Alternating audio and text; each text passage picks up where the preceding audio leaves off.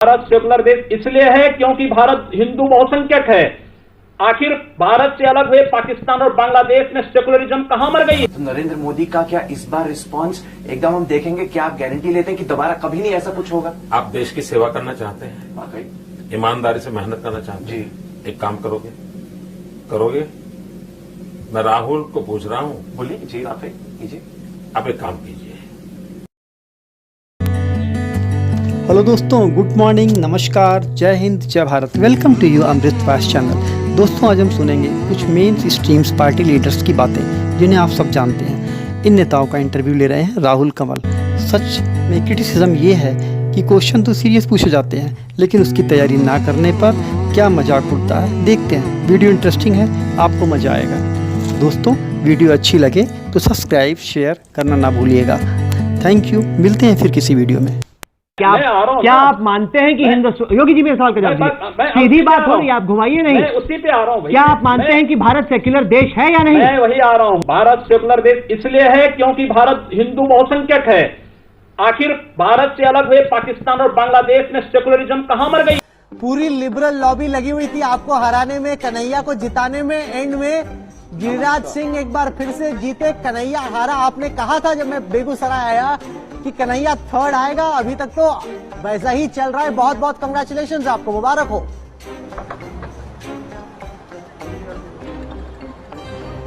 आपको भी धन्यवाद, क्योंकि आपने बड़ी कोशिश की। लोगों को अभी भी एक सवाल आता है दिन में, दिमाग में, हर जगह, कि अगर उस तरह की स्थिति दोबारा कभी खुदा न खास्ता उत्पन्न होती है तो नरेंद्र मोदी का क्या इस बार रिस्पांस एकदम हम देखेंगे, क्या आप गारंटी लेते हैं कि दोबारा कभी नहीं ऐसा कुछ होगा? आप देश की सेवा करना चाहते हैं, वाकई ईमानदारी से मेहनत करना चाहते हैं जी। एक काम करोगे? मैं राहुल को पूछ रहा हूं, बोलिए जी, आप कीजिए, आप एक काम कीजिए। 1984 के कम्युनल वायलेंस का रिपोर्ट, भागलपुर के कम्युनल वायलेंस का रिपोर्ट, 1969 गुजरात के कम्युनल वायलेंस का रिपोर्ट, 1992 मुंबई के कम्युनल वायलेंस का report, all reports are available and Gujarat की जानकारी अवेलेबल है। पांचों का आपको जो ठीक लगे उस पैरामीटर से कंपैरिजन करिए, और उसमें अगर इन बाकी चारों से यहां अच्छी कामगिरी हुई है तो दुनिया को बताओगे, करिए ना काम, और फिर कोई सवाल है मेरे पास आना। नहीं, काम तो गुजरात में अच्छा चल रहा है। नहीं, यही उसी कम्युनल वायलेंस की बात करता हूँ। आप ये जो एक हाइपोथेटिकल सवाल मुझे पूछा कि फिर ऐसा होगा तो मोदी क्या करेगा, इंपॉर्टेंट सवाल है। इंपॉर्टेंट तो आपके लिए हर चीज इंपॉर्टेंट होती है, वरना दिल्ली से यहाँ क्यों आते हैं आप? सही बात। तो आपकी रोजी रोटी उस पर है, सही बात। तो ये तो इंपॉर्टेंट ही है। मैं कोई आपके सेक्रेटरी सवाल को फालतू नहीं मानता हूँ, और मुझे उसको रिस्पेक्ट करना चाहिए। तो ऐसा मैं नहीं मानता कि आप कोई ऐसे टाइम खराब कर रहे हैं, आप सिंसियरली काम कर रहे हैं। मैं क्या कहता हूँ कि आपने जो सवाल पूछा, क्या आप देश के लिए इतना काम कर सकते हैं? इन 5 कम्युनल वायलेंस का, जिसमें 4 कांग्रेस शासन में है, 1 मोदी का बीजेपी का राज है, उसमें घटना घटने का कारण क्या, घटना के बाद रिस्पांस क्या हुआ, लीगल प्रोसेस क्या हुआ, सारा रिपोर्ट में अवेलेबल है। सिर्फ आप उसको निकाल करके पांचों का कंपैरिजन देश के सामने रख सकते हो। इतना करो ना, आपके सारे सवाल अपने आप निकल जाए। मुझे ये बताइए कि सर, हिंदू राष्ट्रवादी क्या होता है? हिंदू नेशनलिस्ट, मतलब आप बोलिए कि मैं नेशनलिस्ट हूं, मैं पेट्रियट हूं, मैं इंडियन नेशनलिस्ट हूं, ये कहने की जरूरत पड़ी है मोदी को कि मैं एक हिंदू नेशनलिस्ट हूं। देखिए, पहले आप सवाल देखिए क्या पूछा गया कि आप हिंदू नेशनलिस्ट हैं। तो उन्होंने कहा कि यदि आपका कहने का अर्थ है कि मैं हिंदू हूं और नेशनलिस्ट हूं, हाँ, मैं हिंदू नेशनलिस्ट हूं, ठीक है। तो आप उनको, मोदी जी को पता होना चाहिए कि आप लोग दुष्ट हैं, हम दुष्ट हैं। मेरा सवाल यह है कि क्या आप प्रधानमंत्री नरेंद्र मोदी की शह पर सोनिया गांधी, राहुल गांधी को परेशान करने की कोशिश कर? कल तक आप बोल रहे थे मेरा कोई बीजेपी में लेना देना नहीं है, कोई कुछ नहीं हूँ, कहीं नहीं हूँ, मुझे मानते नहीं है, मैं वैसे ही लटका हुआ हूँ। आज कहते हो मैं नरेंद्र मोदी के सहयोगी हूँ, उसका मुखौटा हूँ, उसके कहने पर कर रहा हूँ। ये पहले तो मन बनाइए। मोदी से आपकी लगातार बातचीत तो चल ही रही होगी इस बारे में? नहीं, मैंने कभी नेशनल हेल्थ पर बात नहीं की। सच बताइए। तो मैं झूठ बोलने वाला नहीं हूँ, आप अखबार वाले झूठ बोलते हैं, मैं कभी झूठ नहीं बोलता। यूपीए से महंगी कीमत पर फाइटर एयरक्राफ्ट फ्रांस से खरीदे गए। देखिए, फाइटर एयरक्राफ्ट लॉकी नहीं है।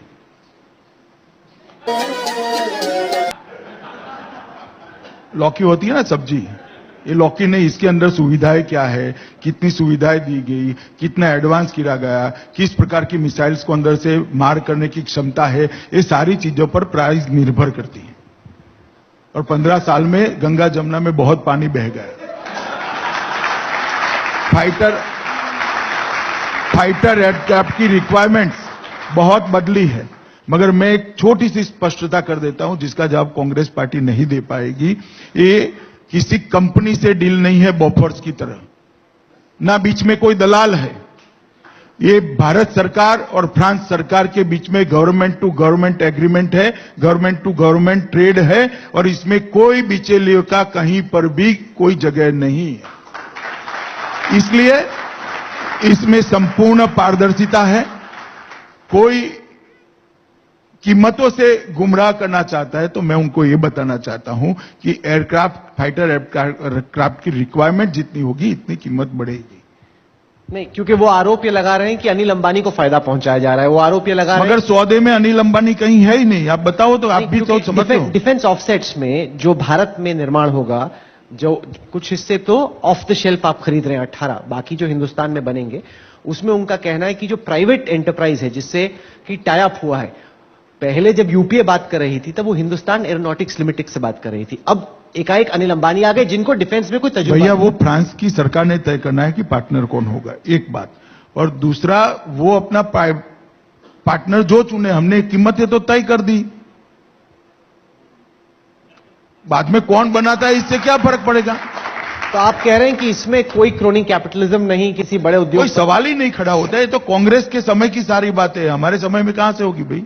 एक और सवाल खड़ा हुआ। अच्छा, आजकल राहुल गांधी हर रोज सुबह उठ के एक सवाल पूछ देते हैं।